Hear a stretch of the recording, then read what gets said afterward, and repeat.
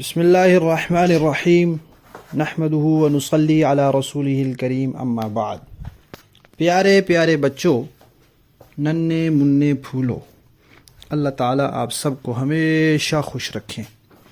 احسان academy والے چچا کی طرف سے السلام علیکم ورحمۃ اللہ وبرکاتہ۔ پیارے بچوں، ہماری کہانی چل رہی ہے حضرت نوح علیہ السلام۔ تو پیارے بچوں، ہم نے پہلے حصے میں اس کا کہانی کا دوسرا حصہ ہے۔ پہلے حصے میں ہم نے سنا تھا کہ شیطان نے پٹی پڑھائی نوح علیہ السلام کے دنیا میں آنے سے پہلے۔ پٹی کیسے پڑھائی کہ کچھ نیک لوگ تھے، 5 عدد، وہ دنیا سے چلے گئے۔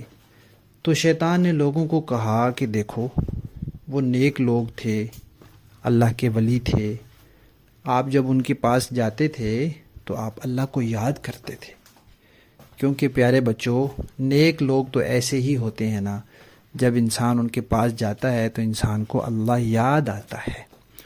تو شیطان نے کہا کہ اب وہ تو دنیا سے چلے گئے ہیں، تم ایسے کرو کہ ان نیک لوگوں کے بت بنا لو، ان کی تصویریں بنا لو، جیسے وہ تھے اس طرح ان کی تصویریں بنا لو ایک کمرے میں یا کسی جگہ۔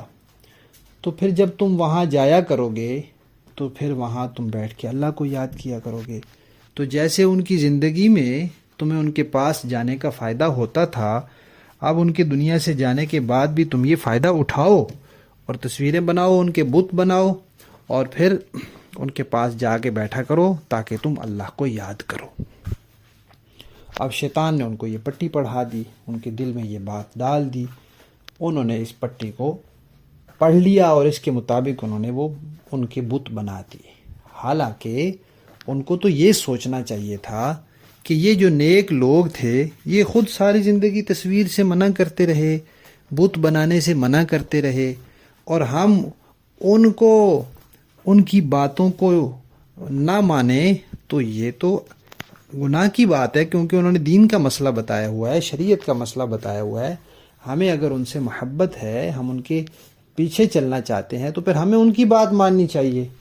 لیکن شیطان نے ایسی پٹی پڑھائی کہ ان لوگوں نے بت بنا لی۔ اب وہ وہاں جاتے، ان کے پاس جا کے بیٹھتے اور اللہ تعالیٰ کو یاد کرتے۔ تھوڑے عرصے میں وہ جو اس وقت کے لوگ تھے وہ بھی فوت ہو گئے، پھر اور جو ان کی اولادیں تھیں، اب ظاہر بات ہے انہوں نے تو ان بزرگوں کو دیکھا ہی نہیں ہوا تھا۔ تو شیطان نے ان سے کہا کہ یہ تمہارے بڑوں کے بزرگ ہیں، ان کے نام کے بت ہیں یہ، تم جب ان کے پاس جاؤ تو ادب سے بیٹھا کرو، عقیدت سے بیٹھا کرو، جیسے تمہارے بڑے ان بزرگوں کے سامنے عقیدت سے بیٹھتے تھے۔ اب ان لوگوں نے اپنے بڑوں کے قصے تو سنے ہوئے تھے نا، کہ ہم ان بزرگوں کے پاس جاتے تھے، تو بزرگوں کے پاس بندہ جاتا ہے تو ادب اور احترام سے بیٹھتا ہے۔ اب اس طرح شیطان نے ان لوگوں کے دلوں میں بتوں کا ادب ڈال دیا اور ان کی عقیدت ڈال دی۔ اب کچھ عرصہ اور گزر گیا، پھر وہ لوگ بھی دنیا سے چلے گئے۔ اب ان کے بعد والے آئے تو انہوں نے تو ان بزرگوں کے ماننے والوں کو بھی نہیں دیکھا تھا۔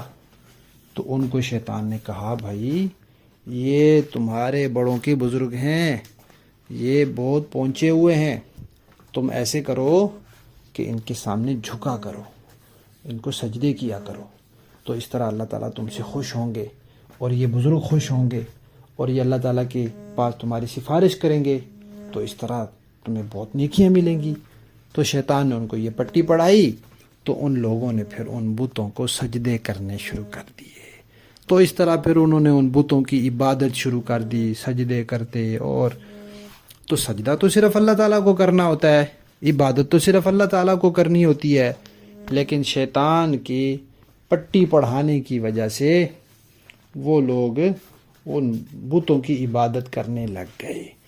پھر وہ ان بتوں کی عبادت پر اتنے پکے ہو گئے کہ اگر کوئی ان کو سمجھاتا تھا نا تو وہ اس کو کہتے تھے تم غلط ہو، ہم صحیح ہیں۔